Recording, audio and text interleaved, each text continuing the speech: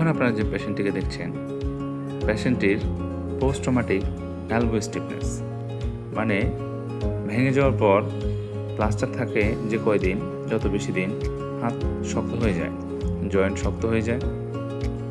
তো আমাদের কাছে এসছে পেশেন্টটি, তার হাত শক্ত নেই।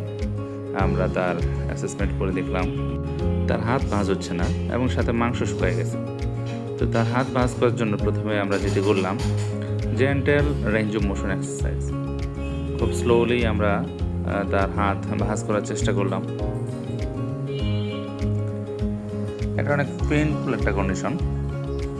অনেকদিন প্লাস্টার থাকার ফলে হাত যেহেতু জয়েন্ট কোনো মুভমেন্ট করে না, তো প্লাস্টার খোলার পর জয়েন্ট পেইনফুল হয়, জয়েন্ট শক্ত হয়ে যায় এবং সেই অবস্থার জন্যই আপনাকে ফিজিওথেরাপি নিতে হবে। অনেক রোগীর লোকই প্লাস্টার মনে করে প্লাস্টার খোলার পর আর তাদের কোনো কাজ নেই, এবার মনে হয় নিজেই হয়তো সোজা হয়ে যাবে অথবা ভাঁজ হয়ে যাবে, কিন্তু না। প্লাস্টার খোলার পর যেহেতু অনেক দিন প্লাস্টার থাকে, সেহেতু আপনাকে প্লাস্টার খোলার পর আপনাকে এক্সারসাইজ বা ফিজিওথেরাপি নিতে হবে।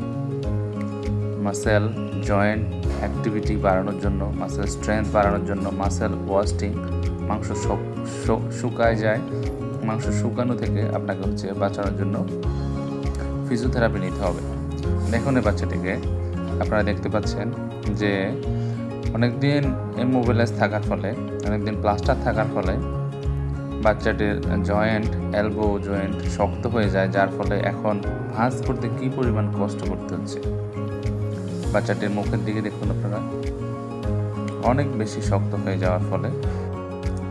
শুকরিয়া যে আমরা বাচ্চাটির হাত ভাঁজ করে দিতে পেরেছি প্রথম দিনেই, এবং আরও কয়েকদিন ফিজিওথেরাপি নিলে সঠিক ফিজিওথেরাপির মাধ্যমে পুরোপুরি সুস্থ হবে আমরা আশা করছি।